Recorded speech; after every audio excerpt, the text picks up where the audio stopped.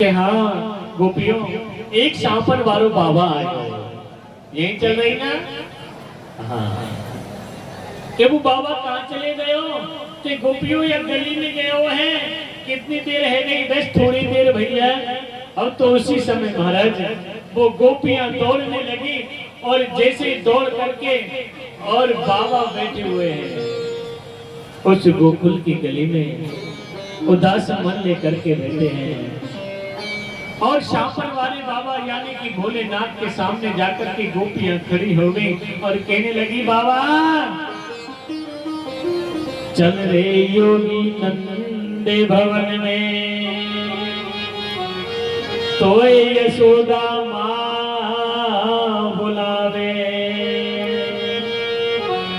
भाग्य लाला को नजर लगी है, राई लोने करावे, ओ बाबा राई लोने करावे।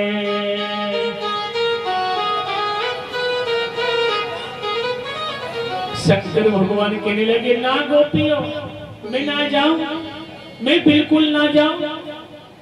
पतो यशोदा मैया ने कहा कही छापन वालों बाबा पतो ना कहते आ गया है। नहीं नहीं बाबा जल्दी चलो, तुमको मैया यशोदा ने बुलाया है। कि नहीं नहीं नहीं मैं नहीं जाऊंगा। आज भोलेनाथ कहना क्या चाहते हैं सुनना, कि देखो गोपियों ठीक है तुम मुझे लेने के लिए आई हो, यशोदा ने मुझको बुलाया है, पर लेकिन मैं लाला को नजर तो उतार दूंगा, पर लेकिन मैं लाला को मेरी गोद में खिलाना चाहता हूँ, तब तो मैं चलता हूँ, अन्यथा मैं नहीं चल सकता। आज गोपियां कहने लगी, बाबा तुम चिंता मत करो,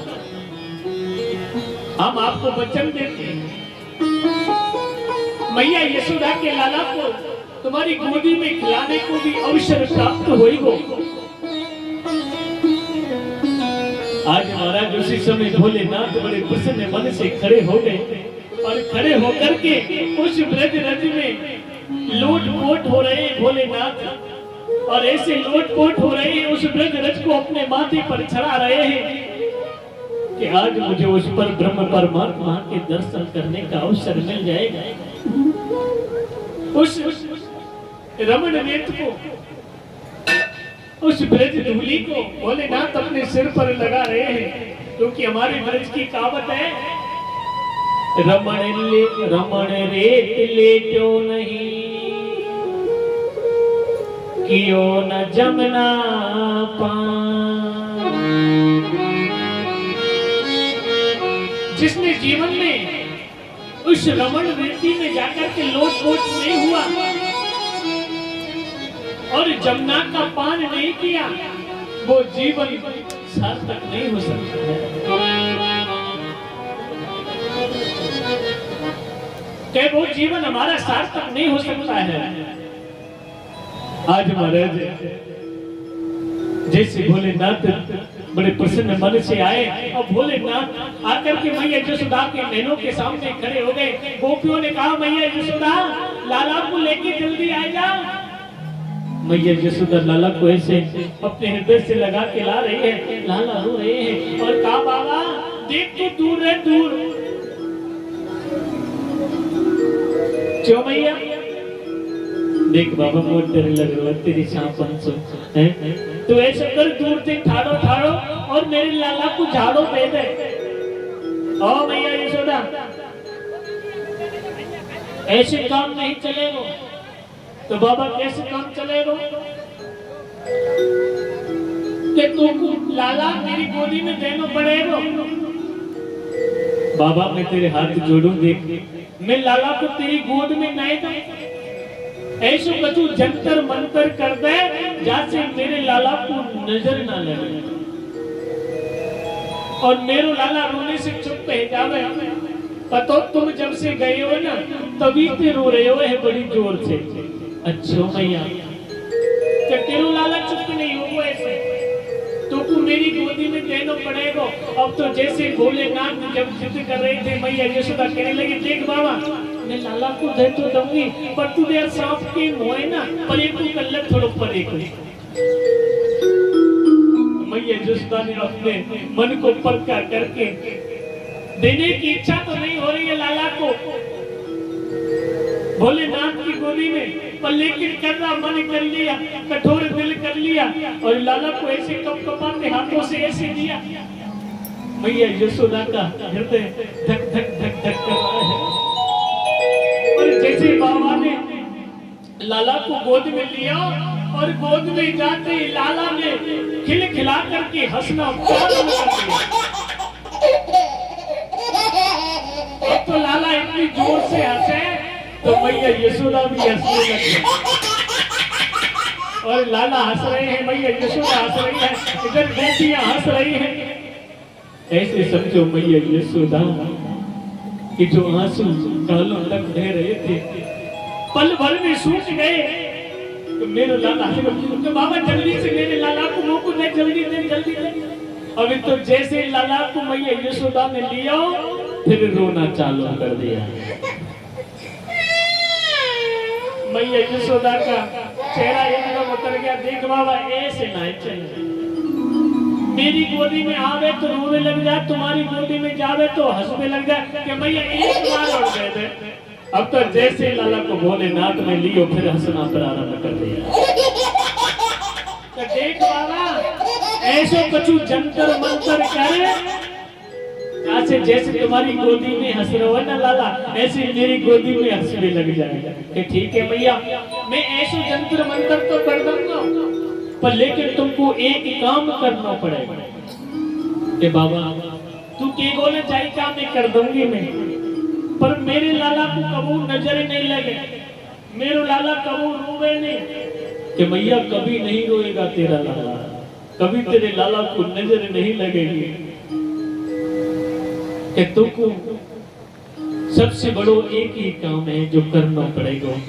तू तेरे या नंद भवन में जहाँ लाला को स्नान करावे ना, जो स्नान को लाला को पानी बह के जावे ना, वहां पर तू शंकर भगवान को मंदिर बना दे, शंकर भगवान की मूर्ति स्थापित कर दे भैया। जो लाला के स्नान को जल भोलेनाथ के ऊपर है कि निकले। आज महाराज मैया यशोदा कहने लगी बिल्कुल बाबा तू चिंता मत कर। रे योगी नंद भवन में ब्रज में वासो कीजे, जब जब मेरो लाला रोवे तब तब दर्शन दीजे। ओ भोले तब तब दर्शन दीजे। आज महाराज मेरे भोलेनाथ का दूसरा नाम क्या पड़ गया? बोलो नंदीश्वर महादेव की जय।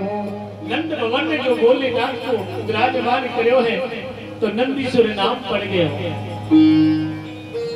और महाराज मैया यशोदा कहने लगी कि बाबा तुम अब जा रहे हो ना? कि हाँ मैया अब मैं जा रहा हूँ, लाला के दर्शन है। बाबा एक बात तो बता जाए कि बोल मैया क्या बात है? कि मेरे लाला को ब्याह होगो है कि नहीं होगो? अरे मैया अब 6-7 महीना को तेरो लाला नाक पोछो जाने ना है, ब्याह की बड़ी चिंता है रही है। मैया तेरे लाला के इतने ब्याह होंगे, इतने ब्याह होंगे कि तेरे पे लाला की जो पत्नी बहू है ना वो गिनती में नहीं होगी, जो संभालने में नहीं आएंगी, इतनी बहू आएंगी तेरे लाला के। ओ बाबा वैसे दौरे दो पर झूठ बोल लो है। जब कार्य को कौन ब्याह करे या को कौन ब्याह कर दे को तुम करो, इतने ब्याह होंगे। मैं तो ये कह रही हूँ बाबा मेरे लाला को एक ब्याह है जाए वही करेंगे। ठीक है भैया, पर तू चिंता मत कर। देख मैं कह रहा ऐसे ही होगो। हाँ हाँ ठीक है बाबा, जो तो दान दक्षिणा चाहिए तू ले जा। आज महाराज मैया यशोदा ने भोलेनाथ को बड़े प्रेम से विदा करे हुए दान दक्षिणा दे करके। सुखदेव जी कहने लगे राजन देखिए, उसी समय एक तृणाव्रत राक्षस कंस ने भेज दिया, और जैसे तृणाव्रत राक्षस गोकुल में आया, मेरे लाला सो रहे हैं। परिणाम है तृणाव्रत कहते हैं बबूड़े को, जो गोल गोल बबूड़ा आता है, और महाराज ऐसे जोर से गोल गोल बबूड़ा आया और लाला को उड़ा करके ले गया। मेरी उस पर ब्रह्म को पता चल गया, ये कंस ने भेजा है, उस तृणाव्रत राक्षस को समाप्त कर दिया। महाराज लाला 1 वर्ष के हो गए। जो रोहिणी माता के जो पुत्र हुए हैं वो 2 वर्ष के हो गए हैं।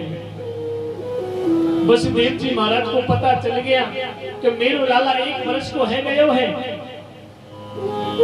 अभी तक नामकरण संस्कार नहीं भयो। उसी समय गर्गाचार्य जी जा रहे थे, निकल करके वसुदेव जी ने गर्गाचार्य जी को बुलाया और कहा, गर्गाचार्य जी देखो तुमसे एक ही बात कहूं। कारागृह में बात कर रहे थे वसुदेव जी, किसी को विदित नहीं है, आप जाओ और उस गोकुल में जाकर के जो देवकी पुत्र है, जो वसुदेव पुत्र है, उसका नामकरण संस्कार करके आ जाओ। और जो मेरी पत्नी रोहिणी है, वो पुत्र भी 2 वर्ष का हो गया है, वो भी वसुदेव पुत्र है, उसका भी नामकरण संस्कार करके आ जाओ। और देख लेना इस तरह से आपको नामकरण संस्कार करना है, क्योंकि आप जानते हो कंस मेरे पुत्र के पीछे उसे समाप्त करने के लिए दौड़ रहा है। आज महाराज जैसे ही गर्गाचार्य जी वसुदेव जी के कहने पर और इस गोकुल में गए, और जैसे जब गोकुल में होकर के निकल के जा रहे थे तो नंद बाबा को पता चल गया कि गर्गाचार्य जी हमारे गोकुल में आए हैं। एकदम से याद आया नंद बाबा को, और नंद बाबा ने कही कि गर्गाचार्य जी महाराज देखो मेरा पुत्र है ना, वो 1 वर्ष का हो गया है, और जो रोहिणी पुत्र है वो 2 वर्ष के हो गए, जो वसुदेव जी के हैं। आप हमारे गोकुल में आए हो तो हमारे पुत्र का नामकरण संस्कार कर दो ना। नहीं मैं नहीं करूंगा। क्यों नहीं करोगे? कि मेरी और आपकी एक शर्त रहेगी, अगर आप अपने पुत्र का नामकरण संस्कार कराओगे तो, क्योंकि मुझे अच्छी तरह से विदित है नंद बाबा, तुम जो भी काम करते हो ना अपने लाला का बड़ी धूमधाम से करते हो। आपने नंदोत्सव 6 महीने तक मनायो लाला को, और अगर मैंने नामकरण संस्कार करो ना और कंस को मालूम है गई तो फिर कोई ना कोई राक्षस भेज देगा। गर्गाचार्य जैसे आप कहोगे मैं वैसा ही करूंगा। देखो किसी को विदित नहीं होना चाहिए, किसी को पता नहीं चलना चाहिए कि नामकरण संस्कार कब और कहाँ हो रहा है, तो मैं नामकरण संस्कार करूंगा, अन्यथा मैं नहीं करूंगा। आज महाराज गर्गाचार्य जी के कहने पर नंद बाबा ने कहा ठीक है, आप जो उचित स्थान समझो वहीं पर नामकरण संस्कार को के गौशाला में करूंगा, और आप किसी को मत बोलना। बस खाली माता यशोदा को रोहिणी को अपने अपने पुत्रों को लेकर के भेज दो। आज महाराज माता रोहिणी मैया यशोदा अपने अपने लालाओं को लेकर के आ रही हैं। गर्गाचार्य जी आसन लगा के बैठे हैं। रोहिणी ने ऐसे माता यशोदा की तरफ ऐसे कोनी लगाई, बहन ये कैसा नामकरण संस्कार करेगा, हमको विश्वास कैसे होएगा? यह बाबा की या महात्मा की परीक्षा होनी चाहिए कि वास्तविक नामकरण संस्कार करना जानता है या नहीं जानता। मैया यशोदा कहने लगी ऐसो कर बहन, तेरे लाला मेरी गोद में दे दे और मेरे लाला तेरी गोद में ले ले। जा चुप तो पड़ जाएगा। अब तो दोनों माताएं अपने अपने पुत्रों को बदल करके और गर्गाचार्य जी के सामने बैठ गई। और जैसे ही बैठी महाराज, गर्गाचार्य जी महाराज की दृष्टि सीधी माता रोहिणी की तरफ चली गई, जो छोटे लाला को लेके बैठी है। और जैसी दृष्टि गई, गर्गाचार्य जी महाराज की लाला को देखते देखते त्राटक समाधि लग गई। त्राटक समाधि जानिए? त्राटक समाधि कैसी होती है? आंखें खुली रह जाएं, मुंह खुला रह जाए। और गर्गाचार्य जी बैठे, आंख खुल रही है, मुंह खुल रहा है। मैया यशोदा ने रोहिणी की तरफ ऐसे इशारा किया कि बाबा नामकरण संस्कार कर रहे हो क्या नाटक कर रहे हो? ऐसे कोई नामकरण संस्कार करे? वो तो ऐसा लगे ही बाबा चलिए तो ना गए ना, देख तो सही रोहिणी, हाथ लगा के देख। अब माता रोहिणी ने ऐसे आंखों की तरफ हाथ लगाया, पलकों कोई नहीं झपझपाते, मुंह की तरफ हाथ किया, मुंह भी बंद नहीं करते। रोहिणी ने कहा बहन यशोदा ऐसे ही लगाई, महात्मा तो सटक बोली से जो को भलो नामकरण संस्कार करने को आयो, जासु बढ़िया नहीं आता तो अच्छो, अरे ब्रह्म हत्या लग जाएगी। उसी समय माता रोहिणी ने दोनों हाथों को पकड़ लिया गर्गाचार्य जी महाराज के, और दोनों हाथ पकड़ करके एकदम से झंझोड़ दिया, ओ बाबा बाबा। एकदम से आंखें खुली, आंखें खुलती गर्गाचार्य जी कहने लगे, हाँ देखो देवी, जो तुम्हारी गोद में बैठा है, माता रोहिणी की तरफ इशारा किया, ये तो साक्षात छोटे लाला ने मना कर दिया नेत्रों से, बाबा मत बताना। अगर आपने बता दिया ये तो साक्षात परब्रह्म है, परमात्मा है, तो परमात्मा की, परमेश्वर की पूजा कैसे होती है बाबा तुम जानते हो। मैया यशोदा को रोहिणी को नहीं पता है, ये सब गर्गाचार्य जी और मेरे छोटे लाला नेत्रों से बात कर रहे हैं। कहना क्या चाहते हैं, ये तो साक्षात, अगर आपने मुझे परमात्मा बता दिया, परमेश्वर बता दिया, तो मैया यशोदा सुबह में स्नान करा के एक छोटी सी अलमारी में बैठा देगी। और भगवान की पूजा ऐसी तो होती है, स्नान कराए, 4 चनोरी सुबह और 4 चनोरी शाम को, 5 अगरबत्ती या 2 अगरबत्ती, दीपक जला दियो, थोड़ो सो दूध घर में हेरो तो रख दियो, नहीं तो 4 चनोरी में सुबह से शाम में जा। मुझे परमेश्वर मत बताओ मेरी माँ के सामने, अगर आपने परमेश्वर बता दिया तो महाराज सब गड़बड़ी गड़बड़ है। और कई घर के 2-4 जना को अपने परमेश्वर, अपने ठाकुर जी, अपने कन्हैया अपने घर में बंद करके क्यों चलेगी नाते रिश्तेदारी में, हैं? खुद तो बड़े बड़े रसगुल्ला खाएंगे पार्टी में, और ठाकुर जी घर बंद करके ताले में आ गए। 2-4-5 दिन खोलो, आप तो मौज आनंद उड़ा रहे हैं और ठाकुर जी को अब चनोरी में। परमात्मा की पूजा ऐसी तो हुए, ऐसी हो ना। हाँ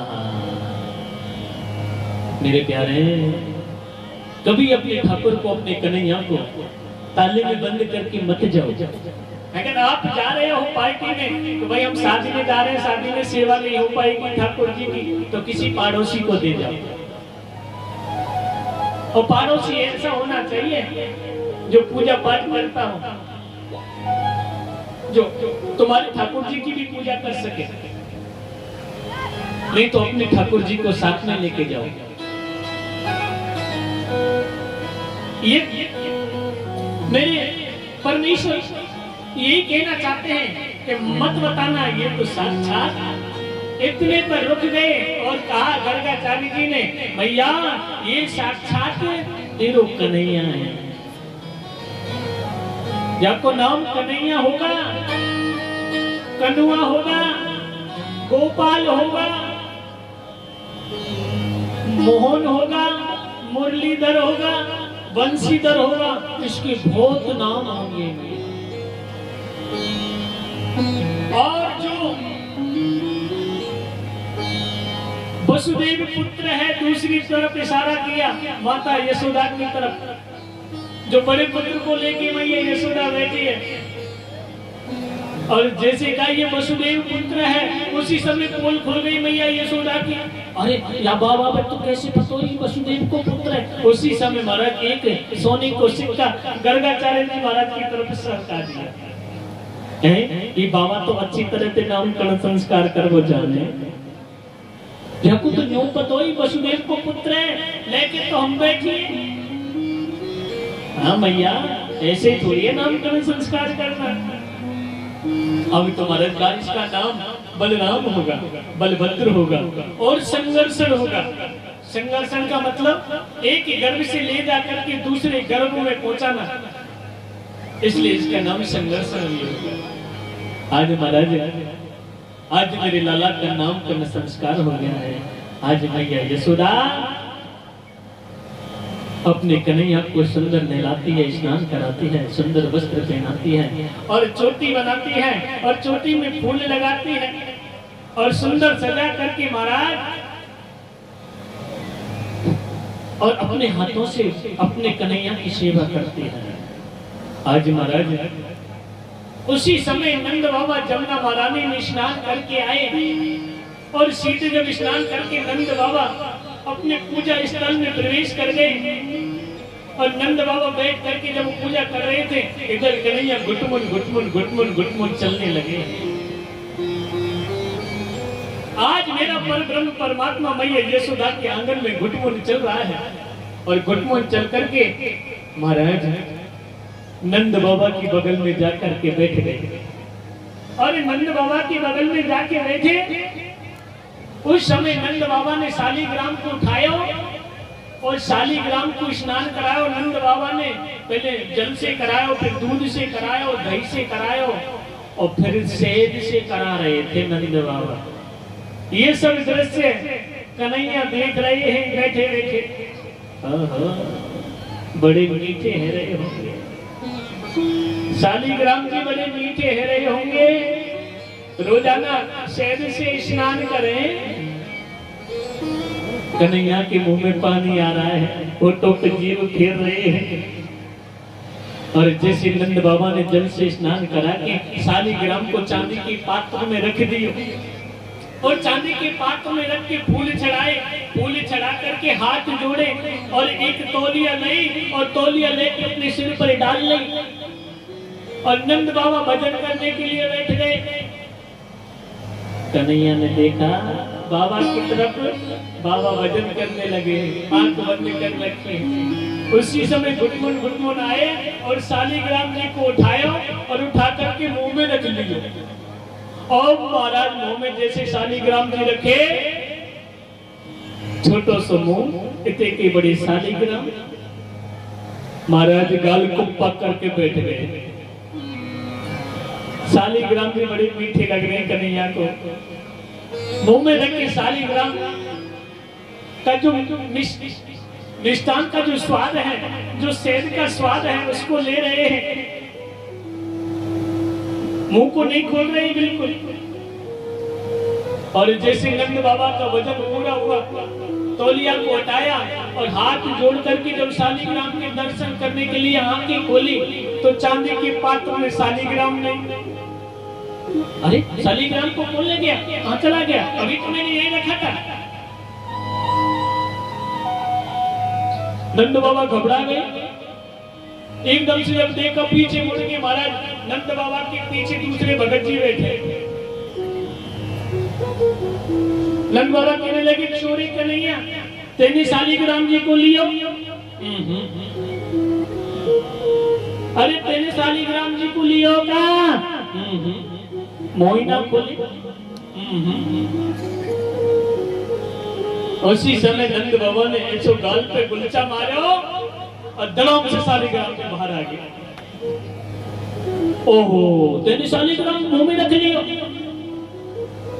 एकदम से नंद बाबा को गुस्सा आई, तुरंत स्नान करायो, जल से स्नान कराओ, जमुना जल से स्नान कराओ, गंगा जल से स्नान कराओ और दूध दही शहद से स्नान करा के जल्दी जल्दी फटाफट फटाफट पूजा करके और आज मेरे कन्हैया के कान को पकड़ करके ले गए। चल चल तेरी मैया यशोदा से शिकायत करूंगा, तेने भगवान को मुंह में रख लिया। कान पकड़ कर मैया यशोदा के पास में ले गए और ले जाकर के यशोदा से कहा, सुन रही है यशोदा, कहाँ है पहले तो मेरे लाला के कान छोड़ो। मैया यशोदा क्या कह रही है, पहले मेरे लाला के कान छोड़ो। तुरंत नंद बाबा ने कान को छोड़ दिया। कहा भैया अब बताओ, अरे आज बताओ तेरे या कन्हैया ने क्या करे हुए, क्या कर दिया ऐसा कि आज शालीग्राम को मुंह में रख लियो। काहे गयो तो शालीग्राम को मुंह में रख लियो, अरे काहे गयो जाने भगवान को मुंह में रख लियो। आज मैया यशोदा के मुख से निकल ही गया, मेरो लाला मेरो कन्हैया कोई भगवान से कम है का। आज मैया यशोदा के मुख से निकल गया, आज के बाद मेरे लाला की मेरे कन्हैया की कान को मत पकड़ना। आज महाराज उसी समय नंद बाबा चले गए वहां से और आज मैया यशोदा ने कहा, बेटा कन्हैया तेने शालीग्राम को मुंह में रखो ना, आज के बाद भगवान को मुंह में न रखे। ये सब जब मैया यशोदा कह रही थी तो कन्हैया बड़ी प्रेम से मुस्कुरा रहे थे। देखो आज मैया यशोदा उस पर ब्रह्म परमात्मा को समझा रही है, मुस्कुरा करके आज कन्हैया गदगद हो रहे हैं। आज मैया यशोदा कृष्ण बलराम की दोनों की उंगली पकड़ करके रुनुक झुनुक रुनुक झुनुक रुनुक झुनुक उस नंद भवन में नाचना चाहती है। कन्हैया कभी खड़े हो जाते हैं, कभी गिर जाते हैं, कभी खड़े हो जाते हैं, कभी गिर जाते हैं, कभी घुटमुट चलने लग जाते हैं। आज महाराज मैया यशोदा ने लाला के पैरों में पायल बांध दी है कि जो पायल की आवाज होगी तो मेरे कन्हैया कुछ ज्यादा चलेगा। मैया यशोदा बड़ी हर्षित हो रही है। और महाराज जैसे ही जब रात्रि के समय लाला सो जाते हैं, सोने का जब समय होता है तो अपने हाथों से कन्हैया को मोटा मोटा काजल लगा करके सुला देती है। और जब जैसे सुबह जग के कन्हैया आ रहे हैं, अपने बिस्तर से खड़े होकर कन्हैया आ रहे हैं, तुमको पता है जब 4-5 वर्ष का बालक सुबह अपनी निद्रा को त्याग करके आता है तो वो किसी के पास नहीं जाता, वो मैया के पास में जाता है सीधा। और कैसे जाता है पता है, अपने दोनों हाथों को ऐसे आंखों को मसलते मसलते जाता है। आज जो मैया यशोदा ने लाला को मोटो मोटो काजल लगायो, वो महाराज काजल दे करके और जो हाथों से ऐसे मसल रहे हैं कन्हैया और चले जा रहे हैं सीधे, ओ महाराज वो काजल गालों तक आ गया। और मैया यशोदा के पास जाकर के जो मैया यशोदा दही मंथन कर रही है, दूध चला रही है। और जैसे मैया यशोदा जब दूध चला रही थी उसी समय जाकर के माठ को पकड़ लिया, नाक पर हाथ रख लिया और कहा, ओ बुढ़िया मैया। क्या कहा, ओ बुढ़िया मैया। मैया यशोदा ने लाला की तरफ देखा महाराज, एकदम से मैया यशोदा मुस्कुरा गई, लाला की तरफ देख करके हंसने लगी। ओहो कैसे लग रहे हैं जगन्नाथ महाराज से जो काजल गालों तक फैल गया है। ओ बुढ़िया मैया, माखन चाहिए माखन। बेटा माखन निकलो, माखन चाहिए अभी चाहिए कि जा चलो, जब कल को माखन रखो खाई ले। ओ मैया ताजो चाहिए और अभी चाहिए। अभी तो बेटा माखन निकलने में थोड़ा समय लगे, अभी तो माखन नहीं मिले। अगर ज्यादा ही तेरी इच्छा है रही खाने की तो कल को रखे बासो माखन खाई ले ना। माखन चाहिए अभी चाहिए, नहीं तो हम तुमको काम नहीं करने देंगे, हम आपको दूध नहीं चलाने देंगे। मैया यशोदा लाला की तरफ देख रही है, कन्हैया की तरफ देख रही है। देख माखन से भी सुंदर, माखन से भी अच्छा चंदा मामा ले ले। अब तो कन्हैया माखन माखन भूल गई, चंदा चाहिए और अभी चाहिए। चंद्र खिलौना ले हरी मैया, मैं चंद्र खिलौना ले हो। ओ मैया चंदा चाहिए, अभी चाहिए। अगर तुमने मुझे चंदा नहीं दिया, चंदा नहीं दिया ना, तो तुमको बताए हम नंद बाबा से कह देंगे कि नंद बाबा से जाके कह देंगे कि हम मैया यशोदा के हाथ से अब माखन मछली नहीं खाएंगे। हम आज से मैया यशोदा के हाथ से माखन नहीं खाएंगे। कि ठीक है, मत खाइयो जा। तेरो जी पीते ना कि पीठ से लग जाएगा। ओ मैया धमकी दे रही है, तू धमकी दे रहा है। आज देखिए कन्हैया से कैसे मैया यशोदा बात कर रही है। कन्हैया कहने लगे ये पहली धमकी काम नहीं कर रही है, दूसरी धमकी दे रहे हैं। अगर देख तूने मुझे चंदा नहीं दिया ना, तो मैं मिट्टी में लेट जाऊंगा, पूरे शरीर पर मिट्टी लगा लूंगा। जा चलो जा, मिट्टी में लेट जा तू। पहली कार्रवाई और ज्यादा कार्रवाई जाएगा। जैसे तैसे करके मैं तो सुंदर बनाऊं, तेरी चोटी बना के फूल लगाऊं, चंदन लगाऊं तेरे माथे पे, तब जाके तू अच्छा लगे। पहले तेरा नाम कलुआ है और तू या मिट्टी में लेट जाओगे तो और ज्यादा कार हो जाएगा। कन्हैया कहने लगे ये धमकी भी खाली चली गई। दूसरी धमकी दे रहे कन्हैया, ओ भैया तूने अगर मुझे चंदा मामा नहीं दिया तो पता है मैं पूरे ब्रजवासियों की पंचायत बुला लूंगा और पूरे ब्रजवासियों की पंचायत बुला के कह दूंगा भैया देख हम तो मैया यशोदा के लाला नहीं। इतना कहा उसी समय मैया यशोदा एकदम से मुस्कुरा गई, छाती से लगा लिया और छाती से लगा के कहने लगी अच्छा बेटा ऐसा मत बोल कन्हैया, तेरे छोटे से मुख से ये शब्द जब बोलते हो तो अच्छा नहीं लगेगा। बेटा कन्हैया तो को कई दिन मेरी नजर लग जाएगी। आज महाराज इतना कहा देख चंदा से भी अच्छा, चंदा से भी अच्छी तुझे बहू लेके आऊंगी। बहू अब तो चंदा वंदा भूल गए, अब तो बहू चाहिए और अभी चाहिए। मैया यशोदा कहने लगी अच्छा भैया रोक ले यार, क्या बहू चाहिए और अभी चाहिए। मैया यशोदा कहने लगी मुंह धोवे को लखन ना है, ना पहुंचवे को लखन ना है। बहू चाहिए चलो जा यहाँ पे, बहू चाहिए सुबह सुबह से परेशान करे हैं। ओ बुढ़िया मैया बहू ला के देगी कि नहीं देगी। मैया यशोदा देख करके मुस्कुरा गई कि कैसी बहू चाहिए, कि ऐसी बहू चाहिए जब मैं गैया चराने जाऊं ना तो मैं बहू जेब में धर के ले जाऊं। एकदम से मैया यशोदा मुस्कुरा करके खिलखिला करके हंसने लग गई, कहने लगी देख बेटा कन्हैया मैं तेरी का बहू लेके आऊं। उसी समय दौड़ करके मैया यशोदा गई और एक गुड़िया ला करके कन्हैया को दे दी। अब तो कन्हैया उस गुड़िया को देख करके खुश हो गई। और महाराज कन्हैया ने कहा मैया यशोदा एक बात बता ओ बुढ़िया मैया। हाँ बेटा कन्हैया काहे की कह रहे हो है, तू न्यू बता कि तुए दूध प्यारो लगे कि दूध प्यारो लगे। अरे बेटा कन्हैया मेरे नंद भवन में 9 लाख गांव का दूध होता है,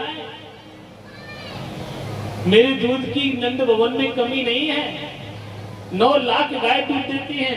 वो तो बेटा पुत प्यारो लगे, वो तो मेरे कन्हैया प्यारो लगे। उसी समय एक गोपी दौड़ करके आई नीचे से और आकर के कहा मैया यशोदा आप अपने लाला से बात करने में व्यस्त हो, नीचे तुम्हारा दूध उफान ले रहा है। उसी समय गोद में से मैया यशोदा ने लाला को नीचे पृथ्वी पर छोड़ दिया और दौड़ करके मैया यशोदा चली गई। और जाकर के जब महाराज दूध को संभालने लगी, इधर कन्हैया को गुस्सा आ गया। अच्छा हमाल तो मैया कह रही वो तो दूध प्यारो ना लगे, वो तो पूत प्यारो लगे हैं। अभी तो महाराज कन्हैया कहने लगे अब क्या करना चाहिए इस मैया यशोदा के लिए। 5 वर्ष के कन्हैया ने चारों तरफ जब नजर घुमा करके देखा और महाराज एक 5 किलो का ऐसा पाषाण पत्थर वो नजर आ गया। कन्हैया उस पत्थर के पास में गए और जब उसको उठाने लगे ऐसे 5 वर्ष का बालक, 5 वर्ष के कन्हैया 5 किलो का पाषाण, और जब उसको उठाएगा तो 5 वर्ष के बालक की कैसी स्थिति होगी पता है। जैसे कन्हैया उठा रहे थे ना ऐसे तो इतनी जीव बाहर आ गई कन्हैया के, और ऐसे महाराज पेट से पत्थर को लगा लिया और ऐसे लेके आ रहे हैं और लेकर के आए और 5 किलो का पाषाण सीधे माठ में जो दूध चला रही थी मैया यशोदा उस माठ में दे मारा। महाराज पूरा माठ फूट गया, दूध दही बहना प्रारंभ हो गया। कन्हैया घबरा गए, अरे मैंने सोचा ये तो वैसे आवाज करेगा, ये तो सचमुच में फूट गया। अब मैया यशोदा नहीं छोड़े, एकदम से कन्हैया घबरा गए, सारा दूध दही बह करके जा रहा है और महाराज कन्हैया घबरा रहे हैं। अब क्या करना चाहिए, ये नीचे चला जाएगा, मैया यशोदा को पता चल जाएगा। माखन को दूध को महाराज बंदरों के लिए लुटा रहे हैं, उलूक लांगरे, क्योंकि उन्होंने त्रेता युग में राम अवतार में मेरी बहुत सेवा की थी। आज मेरे लिए सेवा करने का अवसर मिला है, मैं भी इनकी सेवा कर लेता हूँ। आज महाराज माखन खिला रहे बंदरों, कन्हैया कहने लगे माखन बंदरों ने भी खा लिया फिर भी खत्म नहीं हो रहा है, अब क्या करना चाहिए। उसी समय कन्हैया मनी मनी सोचने लगे कुछ भी हो जाएगा और मैया यशोदा आज छोड़े ना, आज मैया यशोदा अवश्य पिटाई करेगी। क्या करना चाहिए। कन्हैया कभी कुछ सोचते हैं कि जब मेरी मैया यशोदा आवेगी ना तो मैं छिप जाऊंगा। कहाँ छिप जाऊंगा, छोटा बालक होता है ना 4-5 वर्ष का, उसके छिपने के भी स्थान 1-2 जगह ही होते हैं। कहाँ छिपता है, या तो दरवाजे के पीछे, या फिर कहीं कोने में जाके बैठ जाएगा, या फिर मैया के पल्लू के पीछे छिप जाएगा। ये 2-3 स्थान होते हैं बालक के। अब मैया यशोदा आएगी, मुझे ढूंढेगी, ये माठ देखेगी, दूध दही फैला हुआ देखेगी, मैया यशोदा छोड़ेगी नहीं। क्या करना चाहिए, दरवाजे के पीछे छिप गई फिर निकल के आ गए, कोने में जाके छिप गई फिर निकल के आ गए, क्या करना चाहिए। कन्हैया कहने लगी जब मैया यशोदा आवेगी ना तो वित्तोम्र सासु, वित्तोम्र सासु किसे कहते हैं पता है। ओ मैया, वित्तोम्र सासु किसे कहते हैं, झूठे आंसू। झूठे आंसू कैसे लगाते हैं पता है ना, तुमने नहीं लगाए झूठे आंसू। कन्हैया कहने लगे झूठे आंसू लगाऊंगा तो ही मैया यशोदा से बच पाऊंगा, नहीं तो मैया यशोदा छोड़ेगी नहीं। आज कन्हैया झूठे आंसू लगा रहे हैं, ऐसे लगा रहे हैं, ये झूठे आंसू है। पर एक बात कहूं, झूठे आंसू ज्यादा देर नहीं ठहरते, थोड़ी देर में सूख जाते हैं। फिर कन्हैया झूठे आंसू लगाते हैं फिर सूख जाते हैं, फिर झूठे आंसू लगाते हैं सूख जाते हैं। जो हृदय से आंसू निकलता है, जो अपनी आत्मा से आंसू निकलता है, वो नहीं सूखता है। और आंसू कितने प्रकार के निकलते हैं, आपने कभी अनुभव किया है कि नहीं किया है। आंसू 2 प्रकार के निकलते हैं प्यारे, गर्म आंसू और ठंडे आंसू। जब हमको अत्यधिक खुशी होती है, कभी ट्राई करके देखना, जब हमको कभी अत्यधिक खुशी होती है ना तो हमारे नेत्रों से ठंडे आंसू निकलते हैं। और जब हमारे जीवन में कोई कष्ट में समय आ जाता है, परेशानी का समय आ जाता है, दुख का समय आ जाता है, तो उन आंखों से गर्म आंसू निकलते हैं। आज कन्हैया कहने लगे, आज मैया यशोदा छोड़े ना है, आज कछुई है जाए, पर मैया यशोदा को जैसे पतो चली महाराज, मैया यशोदा चांदी की हाथ में छड़ी लेकर के दौड़ के आई, और जैसे चांदी की छड़ी लेकर के आई और कन्हैया के पीछे भागने लगी, दौड़ने लगी। आगे आगे 5 वर्ष के कन्हैया दौड़ रहे हैं, पीछे पीछे 95 वर्ष की मैया यशोदा चांदी की छड़ी लेकर के दौड़ रही है। मैया यशोदा परेशान हो रही है। कन्हैया पीछे मुड़ के देखते हैं, फिर भाग जाते हैं, फिर पीछे मुड़ के देखते हैं, फिर भाग जाते हैं। कन्हैया रुक जा, और कनुआ रुक जा, परेशान करे है, आज तुमको छोड़ू ना हूं, कहां जाएगो तू, आज चल, बहुत उदम करे है, सुबह से शाम है जावे, आज तेने बहुत बड़ा नुकसान करे हो कन्हैया, आज मैं तुझे छोड़ूंगी नहीं। आज दिन हाथ लगाए दूंगी, मत फोड़ दही कीमत की, और मत फोड़ दही कीमत की, और मत फोड़ दही कीमत की, काना को दिन हाथ लगाए दूंगी, फोड़ दही कीमत की, काना को दिन हाथ लगाए दूंगी, मत फोड़ दही कीमत की, काना को दिन हाथ लगाए दूंगी, मत फोड़ दही कीमत की, काना को दिन हाथ लगाए दूंगी, मत फोड़ दही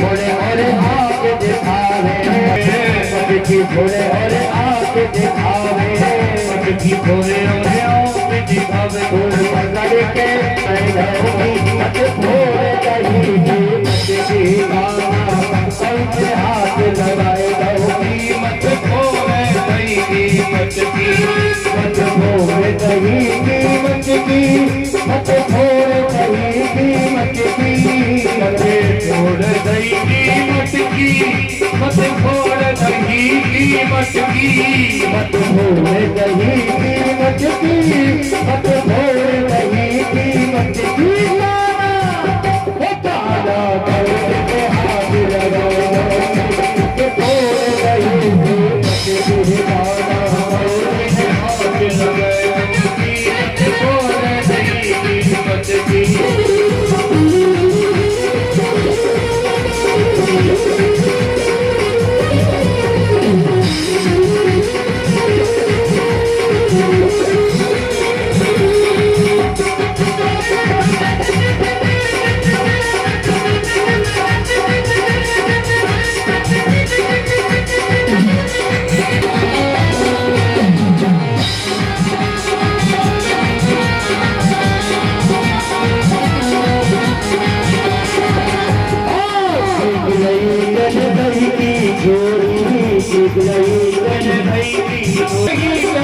की जोड़ी हो बरसाने की छोरी हो बरसाने की जोड़ी हो बरसाने की जोड़ी हो बरसाने की जोड़ी के यार बनाए लोगे मत छोड़ गई मत के सिखाना कब के हाथ के सिखाना कब के हाथ बनाए लोगे मत छोड़ गई मत छोड़ गई कहने लगे राजन देखिए, जैसे ही मैया यशोदा चांदी की छड़ी लेकर के और कन्हैया के पीछे दौड़ रहे, कहने लगी कन्हैया रुक जा।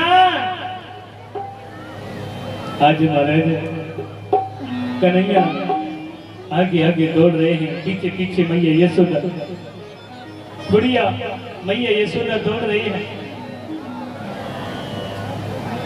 और महाराज जैसे ही कन्हैया से कहा, बेटा कन्हैया तुझे सतयुग की भक्तों की सौगंध है, रुक जा। मैया यशोदा थक गई, परेशान हो गई, कहने लगी अब ऐसे कन्हैया नहीं रुकेगा, हो सकता है सतयुग के भक्तों की सौगंध खिला दूं तो रुक जा। उसी समय मैया यशोदा के लिए अंगूठा दिखा दिया। एकदम से मैया यशोदा और घबरा गई और गुस्सा आ गया मैया यशोदा को, अच्छा अंगूठा दिखा रहे हो आज महाराज।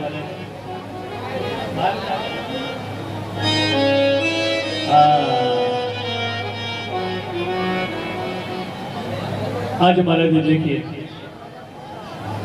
हाँ भैया गोवर्धन पूजा है तो प्रकोप तो हो और होना चाहिए, तभी तो यज्ञ सफल हो, चाहे 1400 ही वर्ष। आज महाराज देखिए, जैसे ही सतयुग के भक्तों की सौगंध खवाई, मैया यशोदा की तरफ कन्हैया ने अंगूठा दिखा दिया और भाग गए। फिर कहा देख बेटा तुझे तेरे द्वापर के भक्तन की सौगंध है, और महाराज अंगूठा दिखाया फिर भाग गए। और लास्ट में कहा तुझे तेरे कलयुग के भक्तन की सौगंध है। तुरंत आकर के कन्हैया ने अपने दोनों हाथों को दे दिया। अगर मेरे कलयुग के भक्तों को नहीं माना तो मुझे भी कोई नहीं मानेगा। आज महाराज कन्हैया को लेकर के मैया यशोदा चली गई है और ले जा करके और उकल के पास में खड़ा कर दिया। मैया यशोदा दौड़ करके गई और रस्सी लेकर के आई और जैसे रस्सी लेकर के कन्हैया को बांधने लगी, उकल से 2 अंगुल रस्सी कम पड़ जाती है और जैसे 2 अंगुल रस्सी जब कम पड़ जाती है फिर मैया यशोदा दौड़ करके जाती है, फिर रस्सी लेके आती है, फिर 2 अंगुल कम पड़ जाती है। मैया यशोदा पागल हो गई, परेशान हो गई, घबरा गई और ये सब लीला मेरे कन्हैया कर रहे हैं। और जब कन्हैया ने देखा मेरी मैया यशोदा पसीने पसीने हो गई है,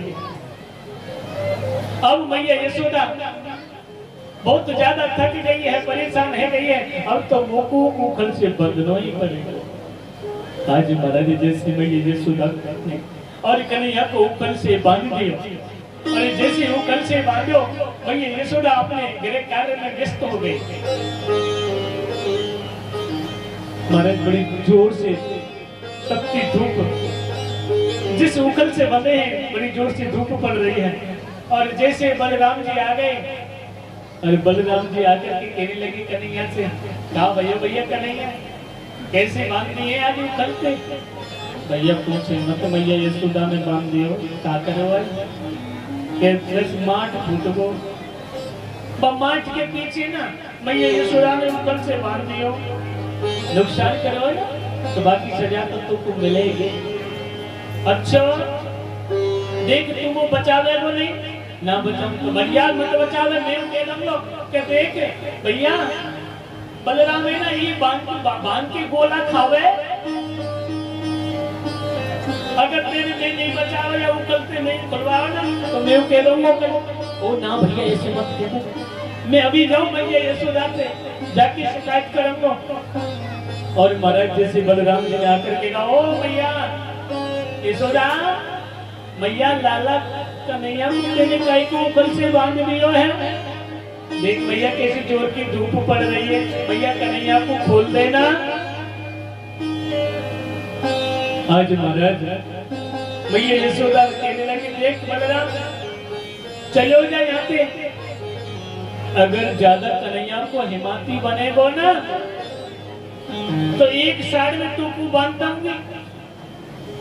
आज महाराज बलराम कहने लगे, हो भैया तो मेरे भैया कन्हैया की मेरे को दया ना आ रही, बिल्कुल ना आ रही बलराम। आज कन्हैया ने बहुत बड़ा नुकसान करो है। क्या नुकसान कर दियो कि मेरी दादी सासू के जमाने का माठ था, घुटा घुटाया।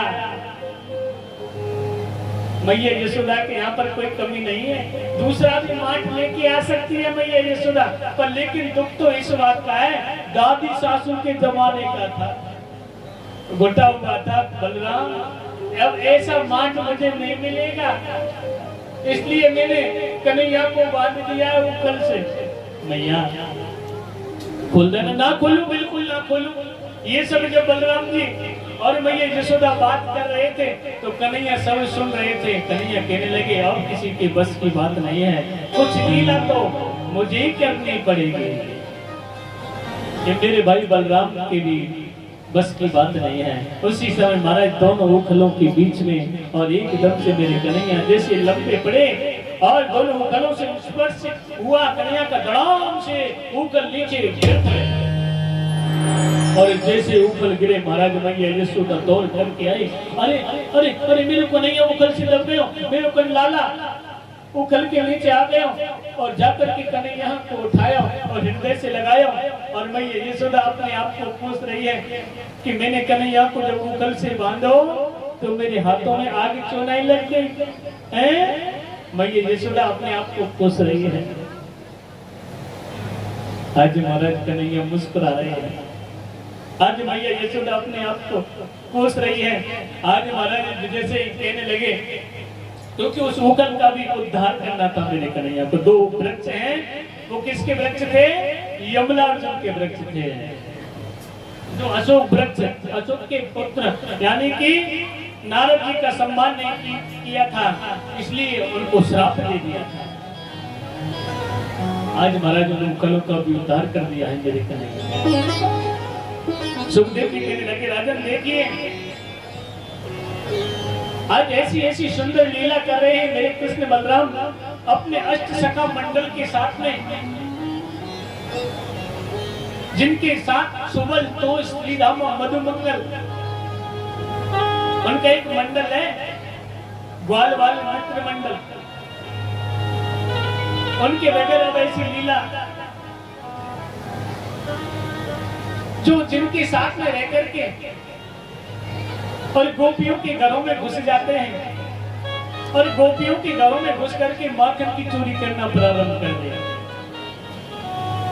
और जैसे जब कन्हैया गोपियों के घर में माखन चोरी करते हैं और गोपी जब घर आती है तो वो आकर के देखती है उनके घर में जो माखन निकाला था सुबह का माखन नहीं रहा है। उन सभी गोपियों ने महाराज अपने अपने माखनों को छिपाना प्रारंभ कर दिया। गोपियों को पता चल गया कि कन्हैया अब हमारे घरों में माखन की चोरी करने लग गए हैं, इसलिए सभी गोपियों ने एक गुट बना लिया कि सभी गोपियों अपने अपने माखन को कहाँ लटकाना है? छींके पे लटकाना है। आज हमारा महाराज जैसे ही सभी गोपियां अपने माखन को छींके पे लटका जाती हैं और कन्हैया अपने अष्ट सखाओं के साथ में एक चंद्रावल सखी के घर में घुस गए और जैसे चंद्रावल सखी के घर में घुसे अष्ट सखाओं के साथ में और कहने लगे, कन्हैया भैया देखो माखन कहाँ रखो है। अष्ट सखाओं ने देखा, हो भैया कन्हैया ये गोपी बड़ी चालाक है गई है, माखन तो दिखे ना रो, पतो नहीं जब कहाँ रखी गई है गोपी। हाँ भैया सही कह रहे हैं, अब इन गोपियों को पता चल गया है ना, इसलिए छुपा के रख जाती है। अब तो ऐसे कन्हैया ऊपर देख रहे थे कि छीके पे माखन लटक रहा है मटकी में। ओहो भैया देखो सुबह दोष मधुमंगल श्रीधामा जल्दी आ जाओ। देख गोपी कान लटका गई हमारे काज। कन्हैया क्या कह रहे, गोपी बड़ी चालाक है गई और दयालु भी है, सामने शर्त लटका गई है कि जिसे पतो पड़ जाए वो कन्हैया माखन चोरी कर भी आवे।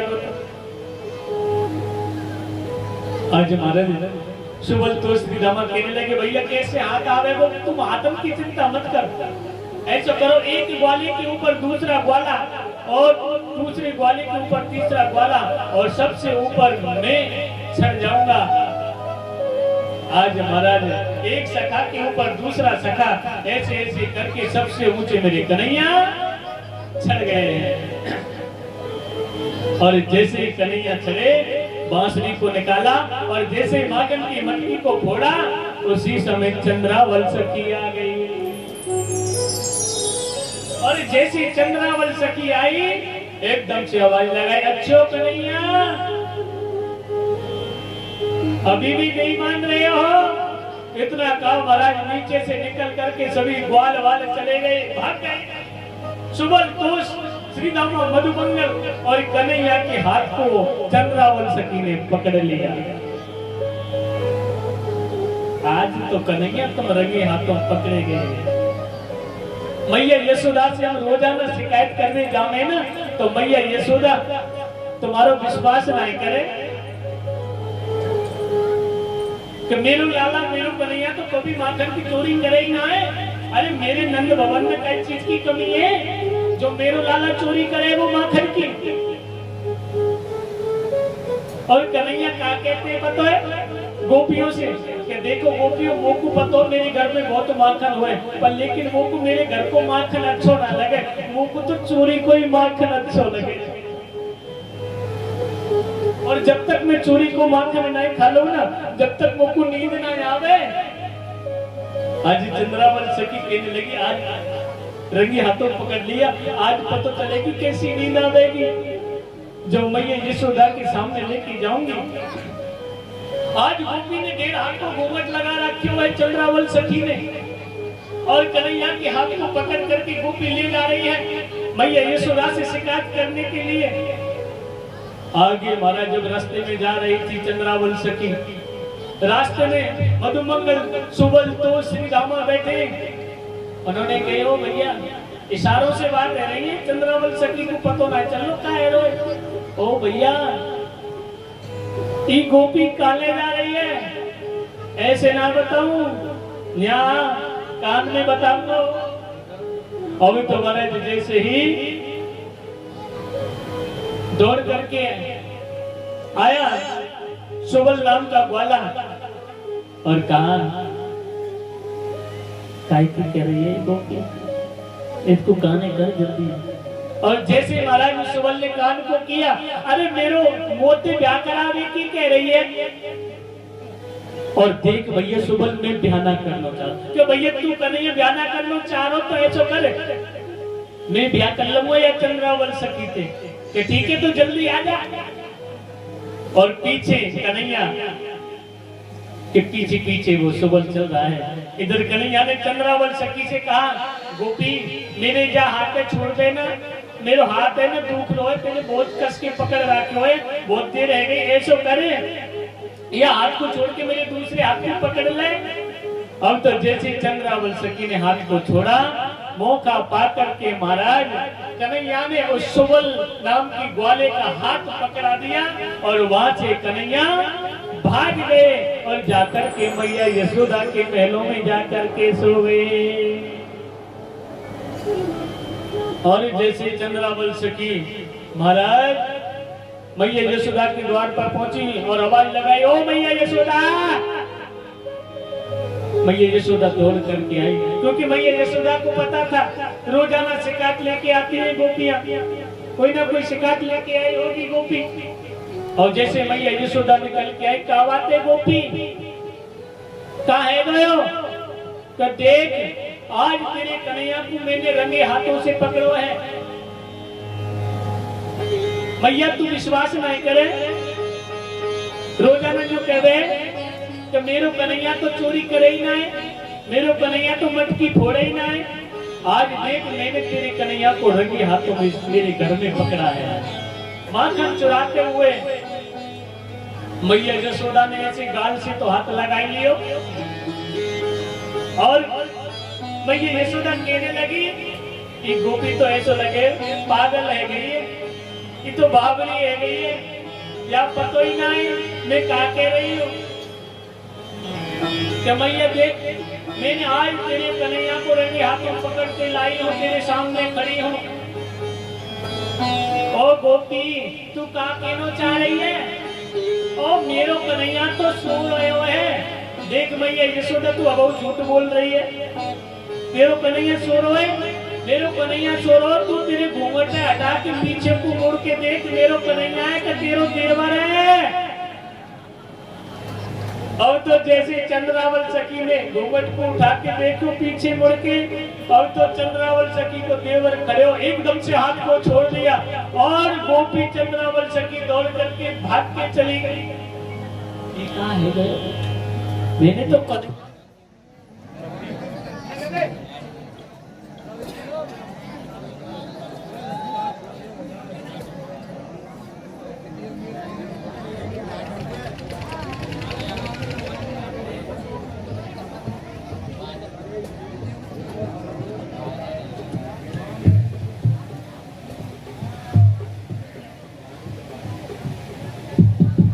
जय जय श्री राम। आज महाराज उसी समय मैया यशोदा कन्हैया के पास में गई। कन्हैया मैया यशोदा को देख करके बड़े मुस्कुरा रहे हैं। गोपी मेरी शिकायत करने के लिए आई थी, कैसी रही?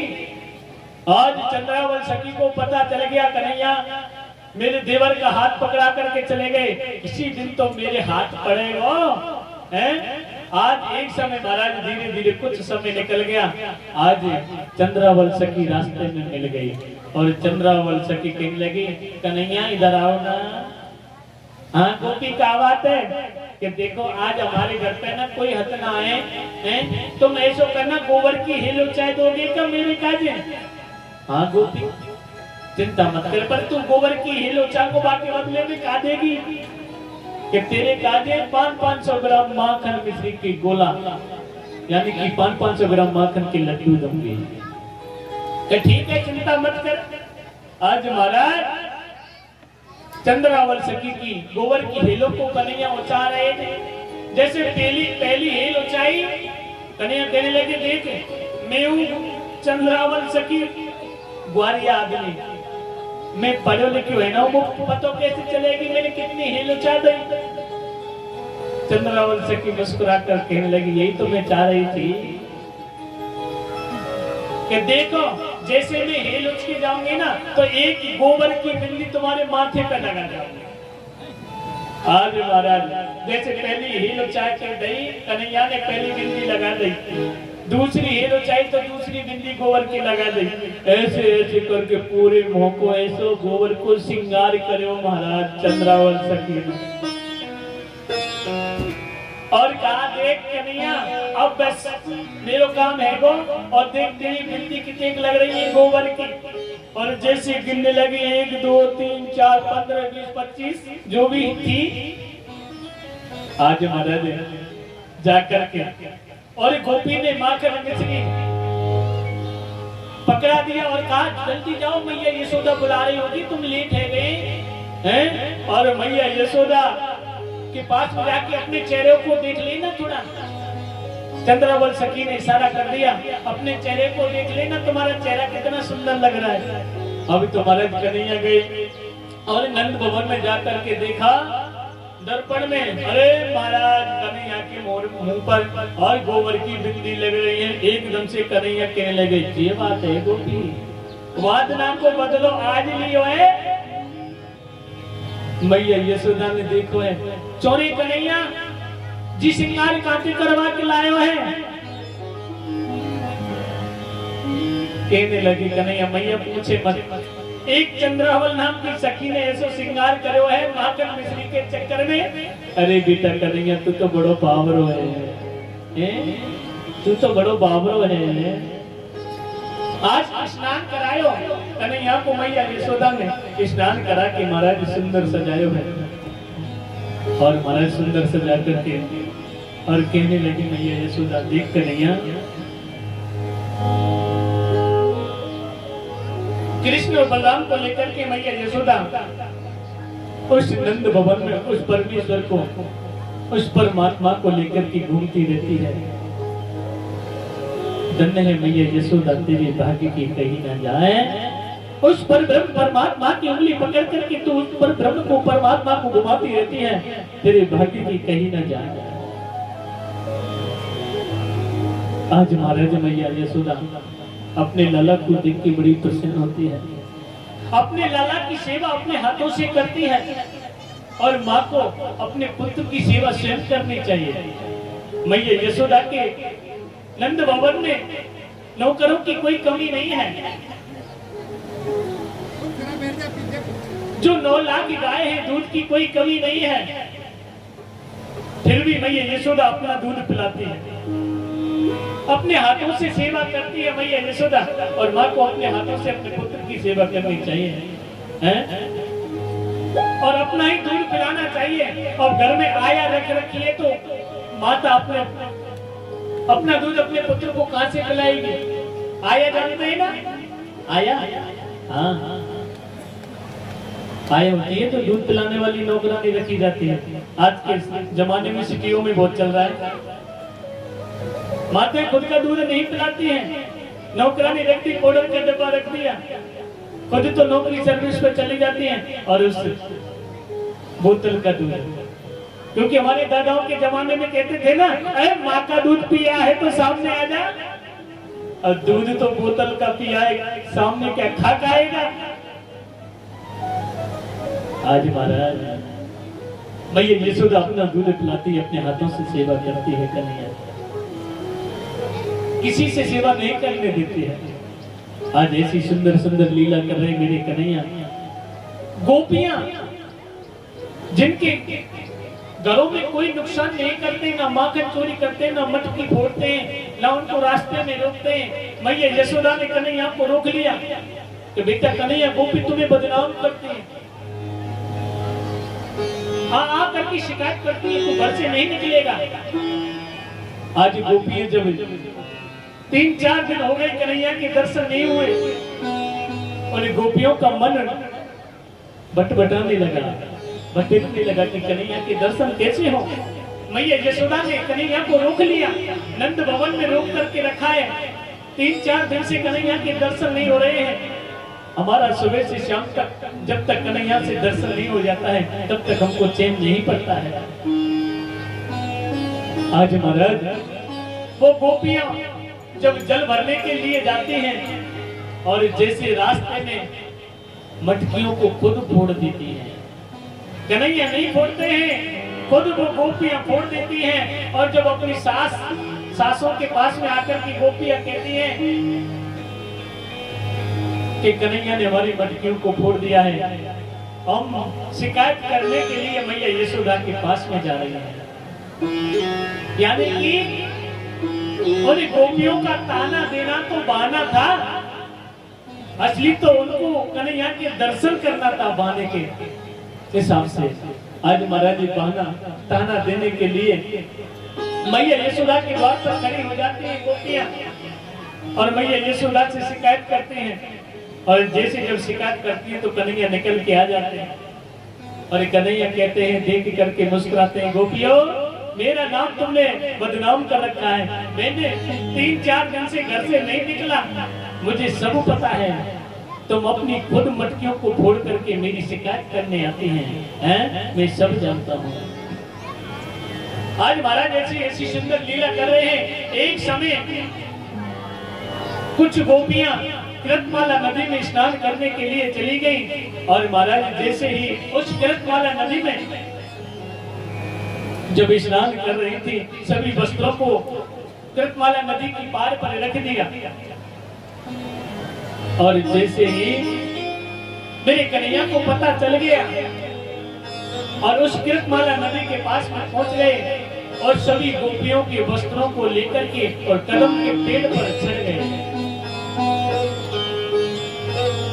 और महाराज जैसे गोपियों ने स्नान किया और जैसे जब तीर्थमाला नदी की पार पर आने लगी, उन गोपियों ने अपने अपने वस्त्रों को देखा और जैसे जब वस्त्रों को देखा तो वस्त्र उनको नजर नहीं आए। आज महाराज गोपी कहने लगे, ललता विशाखा चंद्रबल लता जितनी भी गोपियां हैं, विशाखा नाम की गोपी ने कहा, देख बहन, पहले माखन की चोरी करता था कन्हैया, अब उसने वस्त्र चोरी करना प्रारंभ कर दिया है। उसके अलावा हमारे वस्त्रों को कोई नहीं ले जा सकता। आज ललिता नाम की सखी ने देखा, देख बहन, हमारे वस्त्रों को लेकर के कन्हैया कदम के पेड़ पर बैठे हैं। गोपियों ने आवाज लगाई, कन्हैया हमारे वस्त्रों को दे दो। कन्हैया ने कहा, गोपियों तुम्हारे वस्त्र मेरे पास नहीं है। अरे ये रखे तो हैं जगह जगह, रंग बिरंगे लाल हरे पीले गुलाबी जगह जगह जो डालों पर रख दिए हैं, ये तुम्हारे वस्त्र नहीं है, ये तो मेरे कदम को फूल है, फूल। आज महाराज गोपियां मुस्कुरा करके कहने लगी, कन्हैया क्यों हमको पागल बनाते हो, क्यों हमको परेशान करते हो, जल्दी से हमारे वस्त्रों को दे दो। कंठवर जल में खड़ी है गोपियां और अपने वस्त्रों को मांग रही है। कन्हैया ने कहा, अगर आपको वस्त्र लेने हैं तो हाथ जोड़कर सीधी चली आओ। आज महाराज गोपियां कहने लगी, कन्हैया हम हाथ जोड़कर तुम्हारे सामने नहीं आ सकते हैं। उसी समय महाराज एक विशाखा नाम की सखी, ललिता नाम की सखी, जो दोनों मन में मनन या चिंतन करने लगी, उन्होंने कहा, देखो गोपियों, आप जिस पर ब्रह्म से मना कर रही हो, जिस परमात्मा ने इस शरीर को बनाया है, इस मनुष्य की रचना की है, इस देह की रचना की है, उस पर ब्रह्म परमात्मा से हमारा कुछ भी नहीं छिपा है। उसी समय सभी गोपियां हाथ जोड़कर के महाराज और मेरे कन्हैया की तरफ चली जा रही हैं। उसी समय कन्हैया ने सभी गोपियों के अलग अलग वस्त्रों को दे दिया और कन्हैया ने कहा, गोपियों मैं आपको परेशान करना नहीं चाहता था, पर लेकिन आप गांव की गंवारी गोपी हो। आपको मालूम नहीं है कि जल के अंदर कौन रहता है। जो आप नग्न अवस्था में स्नान कर रही थी, जल के अंदर वरुण भगवान का वास होता है और आपने वरुण भगवान का अपमान किया है, इसलिए मैं तुम्हारे वस्त्रों को लेकर के कदम के पेड़ पर चढ़ गया था। उसी समय हाथ जोड़ करके कन्हैया से कहने लगी, कन्हैया, हे माधव, हे केशव, हमको पता नहीं था, हम कहाँ जानते हैं, आज के बाद में हम कभी इस अवस्था में स्नान नहीं करेंगे, आप चिंता मत करिए। उसी समय महाराज सभी गोपियां अपने अपने वस्त्रों को लेकर के पहन करके अपने अपने घरों को चली गई। सुखदेव जी कहने लगे, राजन देखिए, जिस दिन से कन्हैया ने गोकुल में जन्म लिया है, उसी समय से राजा कंस ने बड़े बड़े राक्षसों को भेजा, कभी तेनाव्रत को भेजा, कभी शंकासुर को भेजा। आज महाराज जैसे ही नंद बाबा कहने लगे, देखो भैया, अब मैं यहाँ गोकुल में ना रहना चाहता, अब मैं मेरे लाला को लेके वृंदावन में जा रहे हूँ, क्योंकि यहाँ पर बड़े बड़े दुष्ट राक्षस को कंस भेजता है, जासु मालूम नहीं पड़ेगा। आज महाराज उसी समय नंद बाबा, नंदरानी, सभी ब्रजवासी, सभी गोकुलवासी कहने लगे, जहाँ पर हमारा कन्हैया रहेगा वहीं पर हम रहेंगे। आज महाराज अपनी अपनी बैलगाड़ियों को तैयार कर रहे हैं सभी गोकुलवासी, सभी गोपियां, सभी बाल बाल, और अपने सब सामान को रख के बैलगाड़ियों में और वृंदावन में आ गए हैं। वृंदावन में, वृंदा किसे कहते हैं? तुलसी, जो तुलसी का वन है वही तो वृंदावन है। आज महाराज वृंदावन में अपनी बैलगाड़ियों को रोक दिया और जैसे बैलगाड़ियों को रोका, सभी ब्रजवासियों ने अपने अपने सामान को उतारा। आज वृंदावन में निवास करने लगे सभी ग्वाल गोप, सभी गोपियां, सभी बड़े प्रेम से रह रहे हैं। और महाराज आज कन्हैया कहने लगे, देख भैया यशोदा, अब मैं गाय चराने के लिए जाऊंगा। अब मैं थोड़ो बड़ो है गो ना, मैं 6 वर्ष को है गो। कि देख भैया कन्हैया, बेटा कन्हैया, तू अभी गाय ना चरा सके, तू ऐसा कर, पहले बछड़ा चरावे चलो जा ना, मैं गाय चराने जाऊंगा। कि भैया ठीक है बेटा कन्हैया, तू ना मानो तो तू गाय चरावे चले। सबसे पहले कन्हैया के हाथ से गाय पूजन करायो, तो मेरे कन्हैया को नाम गोपाल पड़ गयो है। बोलो गोपाल लाल जय। आज महाराज गोपाल नाम पड़ गया। और जैसे जब गाय चराने के लिए जाते हैं और इधर गाय चरा रही मेरी कन्हैया, राजा कंस को पता चल गया कि कन्हैया गाय चराने वृंदावन में आते हैं, वृंदावन में गाय चराते हैं। उसी समय महाराज बकासुर राक्षस को भेज दिया। बकासुर कहते हैं बगले को। और जैसे जब गांव के बीच में आकर के वो राक्षस उपद्रव करने लगा, मेरे कन्हैया को पता चल गया, उस बकासुर को भी समाप्त कर दिया है। इधर अगासुर राक्षस को भेजा। अगासुर कहते हैं अजगर को। विशाल मुंह फाड़ करके अजगर रास्ते में पड़ा है। और महाराज जैसे कन्हैया अपने ग्वाल वालों के साथ में गाय चराने के लिए जा रहे थे, वो अजगर विशाल मुंह फाड़ के रास्ते में पड़ा है। उसके मुख में सभी गाय बछड़े प्रवेश कर गए, इधर ग्वाल वाल भी प्रवेश कर गए। उस अजगर ने मुंह को बंद नहीं किया, क्योंकि वो समाप्त जिसे करने आया है उसने अभी उस अजगर के मुख में प्रवेश नहीं किया है। आज उन ग्वाल वालों से उस अजगर को, उस कंस को भय नहीं है, भय उस कन्हैया से है। और जैसे महाराज कन्हैया जब आ रहे थे, उसने देखा मेरे गाय बछड़े, मेरे सखा कहाँ चले गए। और उस विशाल गुफा को देखा जो विशाल मुंह फाड़ करके अजगर पड़ा है, उसमें जैसे प्रवेश किया महाराज, जैसे वो अजगर अपने मुंह को बंद करने लगा, मेरे कन्हैया को पता चल गया। उसी समय अपने शरीर को फुलाना प्रारंभ कर दिया कन्हैया ने, और महाराज उस अगासुर को समाप्त कर दिया। जय जय श्री राधे। आज महाराज जब कन्हैया अपने अष्ट सखाओं के साथ में गाय चराने के लिए जाते हैं, गाय बछड़ों को छोड़ देते हैं चराने के लिए, और अपने अष्ट सखा मंडल से कहते हैं भैया मधुमंगल, तोष, सुदामा, सभी बैठ जाओ। सभी बैठ जाते हैं और अपने अपने भोजन को खोल लेते हैं। जब उनको भूख लगती है 12-1 बजे, कन्हैया कहते हैं आज तो मैं सुबह तेरे घर को खाना खाऊंगा।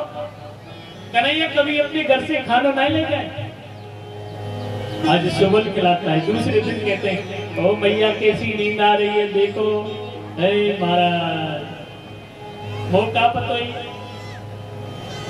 मौसम भी ठंडा है गो है, इधर कूलर चल रहे हैं, कम से कम 50 मैया सो रही है, कम से कम मुंह पतो है। अब नाम बताऊं इशारा पर तो शर्म पड़ जाए, थोड़ा अच्छा ना जाए। आज महाराज देखिए तुम्हें महाराज आज जैसे कहा कि आज देख भैया तो मैं तेरे घर का खाना खाऊंगा, कल मैं मधुमंगल के घर का खाना खाऊंगा। अपने घर से कभी कन्हैया भोजन बनवा के नहीं ले जाते। और आज महाराज जैसे सभी अपने अष्ट सखाओं को बैठाया और बैठा करके कहा तिष्ठनं मध्ये सुपरे श्रद्धो आसयान्नमावे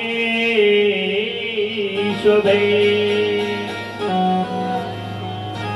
तिष्ठन्ति सबको बैठाया तो महाराज कहा देख भैया मधुमंगल, आज मैं घर से खाना ना लेके आयो और आज मैं किसी सखा के घर का खाना नहीं खाऊं। आज मधुमंगल मैं तेरे घर को खाना खाऊंगा। मधुमंगल महाराज कैसे पता, मधुमंगल की जो स्थिति है ना वो बहुत खराब है। जिस मधुमंगल के घर में सुबह खाना बन जाता है तो शाम को नहीं मिलता, और कभी कभी तो 2-2, 3-3 दिन हो जाते हैं मधुमंगल के घर में खाना नहीं बनता है। आज उसी मधुमंगल से कह दिया, ओ भैया मैं आज किसी के घर को ना खाना खाऊं, आज मैं मधुमंगल के घर को खाना खाऊंगा। उसी समय मधुमंगल बड़ा खुश हो गया। इतने दिन निकल गए, कभी मेरे घर को खाना नहीं मंगाया कन्हैया। मधुमंगल दौड़ के गया जो ब्राह्मणी का पुत्र है और अपनी माता से कहने लगा, मैया आज कन्हैया ने मेरे घर को भोजन मंगाया है। उस ब्राह्मणी के नेत्रों में आंसू आ गए, कहने लगी, मधुमंगल तो कुछ सब पता है कि मेरे घर में 4 दिन से भोजन नहीं बन रहा है, मैं तेरे लिए भी क्या दूं? कि मैया मैं खाली हाथ कन्हैया के पास नहीं जा सकता। आज महाराज मधुमंगल की बात कहने लगी, अगर तू खाली हाथ नहीं जाएगा तो देख 3 दिन की बासी करी रखी है, तो 3 दिन की बासी करी कन्हैया को लेकर चले जा। मधुमंगल ने बासी करी को उठाया जो मिट्टी के बर्तन में, और जैसे मधुमंगल ने बासी करी को अपने मुंह के सामने रखो, जो खट्टी जिसमें से सुगंध आ रही है, जो 3 दिन की बासी करी है वो भी घुस गई है। मधुमंगल उस बासी कड़ी को लेकर के घर से तो निकल गया, और महाराज जैसे घर से निकल तो गया तो मन में मधुमंगल सोचने लगा, इतने दिनों के बाद में कन्हैया ने मेरे घर का भोजन मंगाया, फिर भी मैं क्या लेके जा रहा हूँ? बासी कड़ी मेरे सखा जो साथ में बैठेंगे वो क्या कहेंगे, जो 3 दिन की बासी कड़ी लेके आयो है, मैं बासी कड़ी कन्हैया को नहीं खिला सकूं। आज महाराज बीच रास्ते में पहुंच करके मधुमंगल एक झाड़ी के पीछे छुप गया और मन ही मन सोचने लगा, मैं बासी कड़ी कन्हैया को नहीं खिलाऊंगा, मैं इस बासी कड़ी को पी जाता। और जैसे महाराज बासी कड़ी को मधुमंगल पी रहे थे झाड़ी के पीछे छिप करके, और जैसे कन्हैया ने देख लिया, दौड़ करके कन्हैया आए और आकर के महाराज मधुमंगल को पता चला कि कन्हैया मेरे पास आने वाला है। उसी समय गट गट गट गट करके पूरी कड़ी को पी गए। जब जल्दी जल्दी पी रहे थे तो बगल से कड़ी फैल रही है, जो उनके होठों से उनके मुख से जो कड़ी फैल रही थी, उसी समय मेरे कन्हैया ने आकर के और मधुमंगल के मुख को चाटना प्रारंभ कर दिया। उसी समय ब्रह्मा बाबा देख रहे हैं, ये कैसा भगवान है जो अपने सखा के मुख को चाट रहा है? ये भगवान नहीं हो सकता। भगवान कभी किसी के मुंह को चाटता है?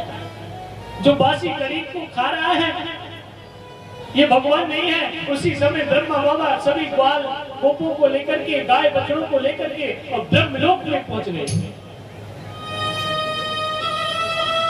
इस परमात्मा की परीक्षा ली जाए।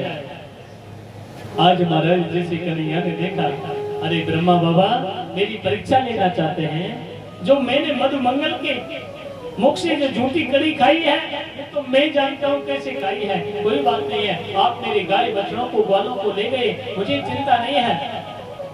अपने मन की शक्ति से, अपने योग माया से मेरे कन्हैया ने जितने ग्वाल गोप थे, जितने गाय बछड़े थे, उतने ही प्रकट कर दिए। और महाराज रोजाना की भांति अपने सखाओं के साथ में गाय चराने के लिए आते हैं। और जैसे जब गाय चराने आते हैं, एक समय ब्रह्मा बाबा कहीं गए हुए थे ब्रह्मलोक से, मेरे कन्हैया को पता चल गया और कन्हैया उसी समय ब्रह्मलोक में पहुंच गए। और ब्रह्मलोक में जाकर के ऊंचे सिंहासन पर बैठ गए और मंत्रियों से, सैनिकों से कह दिया कि कोई भी आए मेरे जैसे रूप में, उसी उस ब्रह्मलोक में प्रवेश मत होने देना। क्योंकि तुमको पता है बहरूपिया बहुत घूमते हैं। आज महाराज जिस ब्रह्मा ने गाय बछड़ों को ब्रह्मलोक में पहुंचाया है। आज वो बाहर जैसे आए, सैनिक मंत्रियों ने रोक दिया, कहां जा रहे हो? अरे तुम मुझसे पूछते हो मैं कहां जा रहा हूं? तुमको पता नहीं है मैं कहां जाता हूं? अरे नहीं भैया, हम नहीं जानते, सब कुछ जानते हैं, ये रुक जाइए। अरे मंत्रियों सैनिकों के पागल हो गए हो क्या? मैं ब्रह्मा हूं। अरे ब्रह्मा तो हमारे अंदर बैठे हैं, आप जाइए, निकलिए यहाँ से। अब तो महाराज ब्रह्मा जी के सिंहासन को मेरे कन्हैया ने छीन लिया। ब्रह्मा बाबा द्वार पर खड़े कहने लगे, कन्हैया तेरी लीला बड़ी विचित्र है, ये तो साक्षात ब्रह्म परमेश्वर है। उसी समय ब्रह्मा बाबा को एहसास हो गया, जिसने ब्रह्मलोक को छीन लिया वो अपने सखाओं के साथ में, अपने मित्रों के साथ में कुछ भी कर सकता है। इतने ग्वाल को, गाय बछड़ी जिसने इस पृथ्वी पर प्रकट कर दिए, वो क्या नहीं कर सकता है। उसी समय ब्रह्मा बाबा कहने लगे, हे कन्हैया, हे गोपाल, हे माधव, हे केशव, मुझे क्षमा कर देना। जो मैंने आप पर दोष लगाया कि ये भगवान हो नहीं सकता, भगवान तो प्यारे भक्त के पीछे जन क्या क्या करता है। भगवान ने तो शिव जी के भी बेर खाए थे, वो भी तो झूठे थे। खाए कि नहीं खाए? तो भगवान को तो महाराज भक्त के पीछे दौड़ना पड़ता है, झूठा भी खाना पड़ता है। आज सुखदेव जी कहने लगे, राजन देखिए ऐसी ऐसी सुंदर लीला कर रहे हैं। उसी समय महाराज ब्रह्मा जी का मोह दूर हो गया। उसी समय कन्हैया ब्रह्मलोक को छोड़ करके अपने वृंदावन ग्वाल गोपों को लेकर के, गाय बछड़ों को लेकर के आ गए। और महाराज दूसरे दिन राजा कंस कोई ना कोई राक्षस भेजता रहता है। धेनुकासुर नाम के राक्षस को भेज दिया। धेनुकासुर कहते हैं गधे को, और गायों के झुंड में आकर के चरने लगा।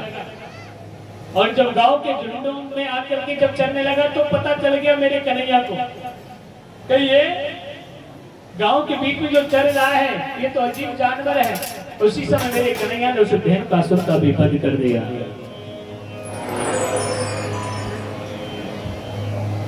आज महाराज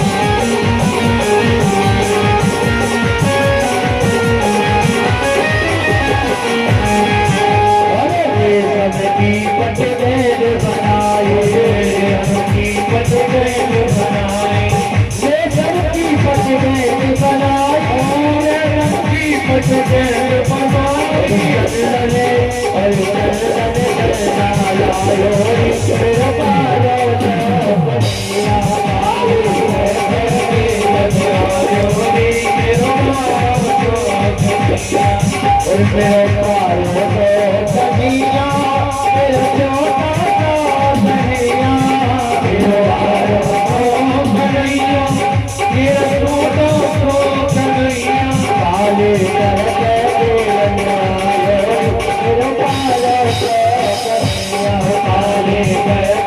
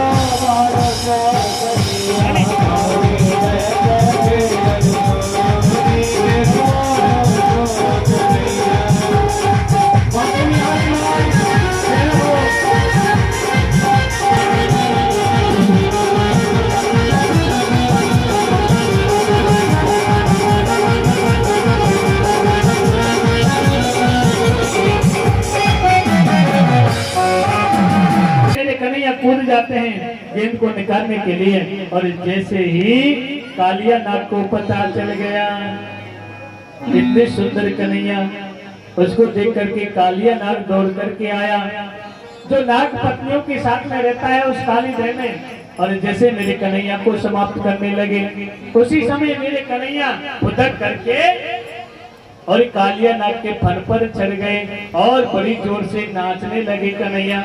उस कालिया नाग के फन पर तांडव गति मुंडन पर तिरकत बनिवारे, फम फम फम फनने ऊपर नाचत बनिवारी।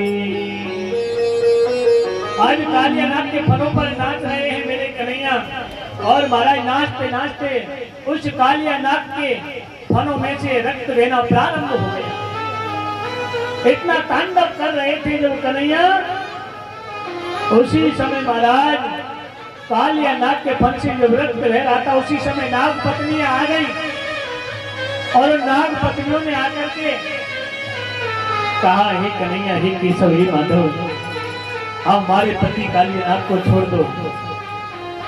नाग पत्नियों से कहा कन्हैया ने, देवियों तुमको पता है इस तुम्हारे पति कालिया नाग की वजह से इस वृंदावन में कोई भी गाय जल नहीं पीती है, इस काली देह में कोई भी जीव जंतु जल पीता नहीं है।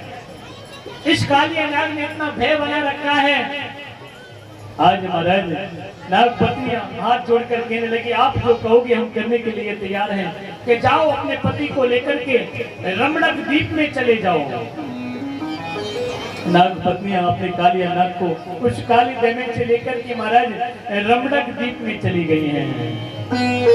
सुखदेव जी कहने लगे, राजन देखिए, जब कन्हैया अपने शाखाओं के साथ में जब गाय बछड़ों को लेकर के वृंदावन में आ रहे थे जंगल से, और जब शाम का समय होता है 4-5 बजे, थोड़ी थोड़ी धूप पड़ती है, और गांव के खुरों से जो मिट्टी उड़ती है, जो ब्रज रज उड़ती है, वो कन्हैया के पूरे चेहरे पर लग जाती है। जो गांव के खुरों से उड़ती है ना, पैरों से उड़ती है, तो कन्हैया का चेहरा कैसा हो जाता है पता है? पूरे चेहरे पर बालों में मिट्टी मिट्टी हो जाती है। और महाराज जैसे कन्हैया गांव में घुसते ही बड़ी सुगंध आने लग रही। कैसी सुगंध आ रही है कि ऐसा लगे भैया गांव में कछु बन रहा है। गांव में कोई त्योहार होता है तो पता चल जाता है कि गांव में कुछ रसोई पानी है, कुछ बन रहा है। आज जैसे ही मैया यशोदा के पास में कन्हैया दौड़ करके गई रसोई में, और रसोई में मैया यशोदा भोजन बना रही है, भोग बना रही है, प्रसाद बना रही है, और मैया यशोदा से कहने लगी, ओ मैया यशोदा बड़ी दूर से भूख लग रही है। मैया यशोदा कहने लगी, जा जा बाहर जा, बाहर तू नहायो ना है भाई। मैया यशोदा कन्हैया से जब ऐसा कह रही थी, कन्हैया मुस्कुराया, अच्छा मैया मैं नहायो ना हूं, मैं अभी हाथ मुंह धो के आया हूं, तू चिंता मत कर। पर तू मैया यूं बता, जो तू बना रही है ना, ये कौन सी देवता को पूजन करने को बना रही है?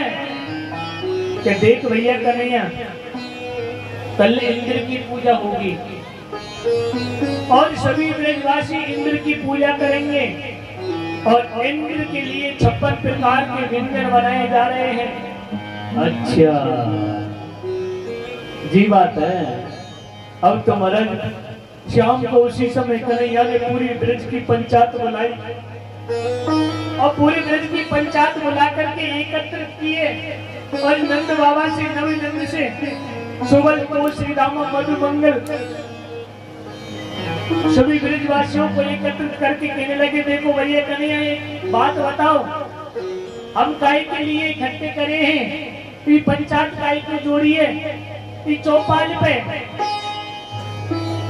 कन्हैया कहने लगे, कल आप किसका पूजन करोगे? कि इंद्र को। कि कल कोई इंद्र की पूजा नहीं करेगा। क्यों भैया? कि कल आपको मेरे जय जय की पूजा करनी है। सभी ब्रजवासी मुस्कुरा गए और एक बार तो हंस गए। ओ भैया कन्हैया तेरो जय जय कहाँ के आ गो? हमने तो पहली बार नाम सुनोए कि हाँ मैं सत्य कह रहा हूं ब्रजवासियों, कल मेरे जय जय की पूजा करनी है, कल से इंद्र की पूजा को बंद करते हैं इस ब्रज में से।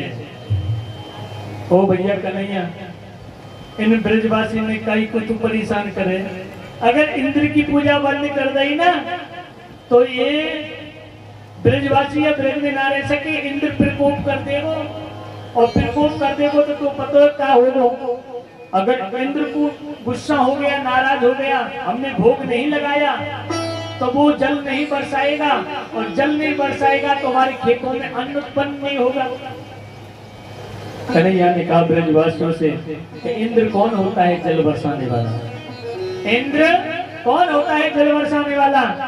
कल कोई इंद्र की पूजा नहीं करेगा, और अगर इंद्र प्रकोप करेगा तो मैं पूरे ब्रजवासियों की रक्षा करूंगा। आज महाराज कन्हैया से कहने लगे, देख भैया कन्हैया कोई बात बन जाएगी तो तू संभाल लेगो, अरे तुम चिंता मत करो, पर लेकिन कल से इंद्र का पूजा पाठ करना बंद, और मेरे जय जय के लिए 56 प्रकार के व्यंजन बनाए जाएं। आज हमारा 56 प्रकार के व्यंजन बना रहे हैं सभी ब्रजवासी। कौन कौन से हैं? खुरचन है, खीर मोहन खीर, खुरसा और खुरमी, खीर खजला जलेबी कलाकंद बालूशाही है, मोहन थार मेवा बाटी मठरी मैसूर पाक, पेड़ा रसगुल्ला संग रबड़ी सुहाई है, भुजिया समोसा पापड़ पकौड़ी बनाई है, भुजिया नमकीन सेव गाठिया सकल तारे, मधुपुष्याम नंद बाबा यशोदा सब सामग्री लेकर के आज गिरिराज भोग में सजाई है। ओ कन्हैया गिरिराज आज भोग में सजाई है।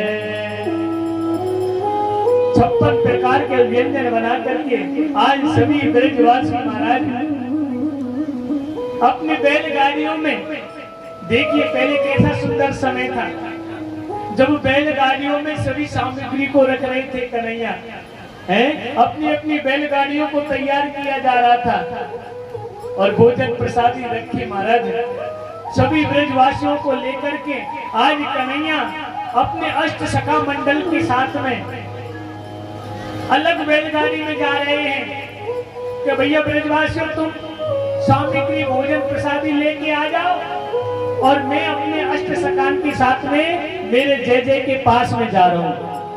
आज महाराज कन्हैया अपने अष्ट सखाओं के साथ में बैलगाड़ी में बैठ के चले जा रहे हैं, और महाराज कहाँ जा रहे हैं?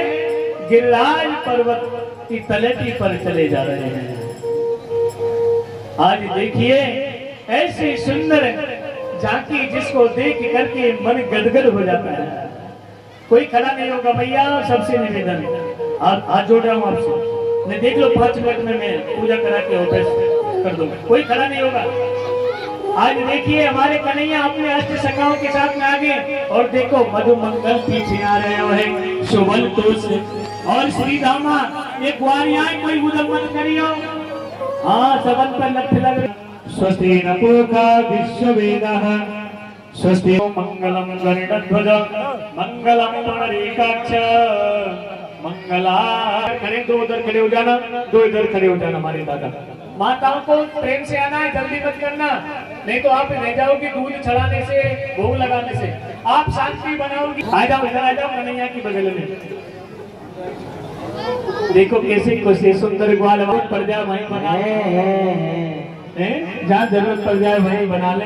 कोई की दोहरी मोछ है, कोई की कारी मोछ है, एक हमारो सिंगार कर रखो है।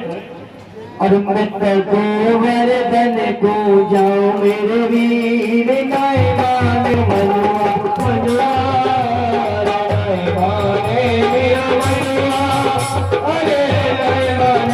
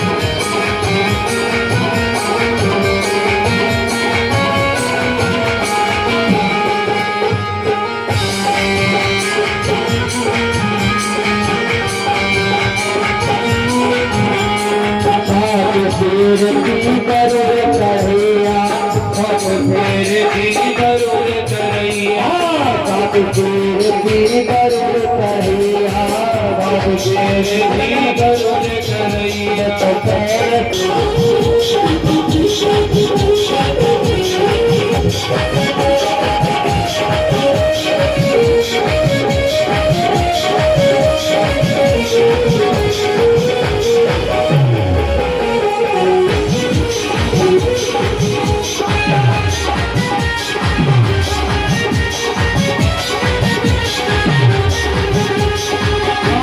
देश की है परिक्रमा सब दोष की है परिक्रमा आप देश की है परिक्रमा आप दोष की है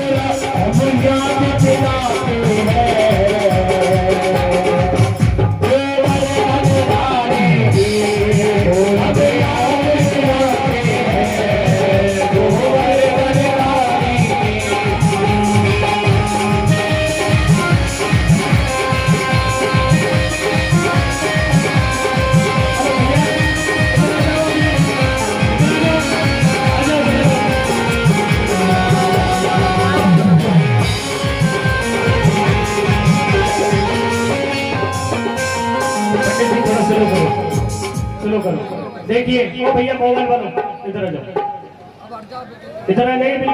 इस व्यवस्था को संभाल रहे हैं और धीरे धीरे करके आप पूजन करें और अपने ऐसे चकाचक आनंद लाए आप।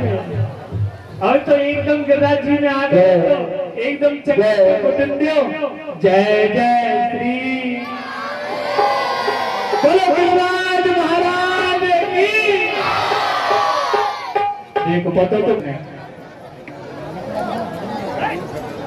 हाँ जी चलेंगे महाराज धीरे धीरे। कोई भी माता बहने और महाराज का गोवर्धन महाराज जटाधरी कीर्तियों किथे न्योरी है गोवर्धन महाराज अरे गोवर्धन महाराज हमारे गोवर्धन महाराज गोवर्धन महाराज हमारे गोवर्धन महाराज सदा तेरी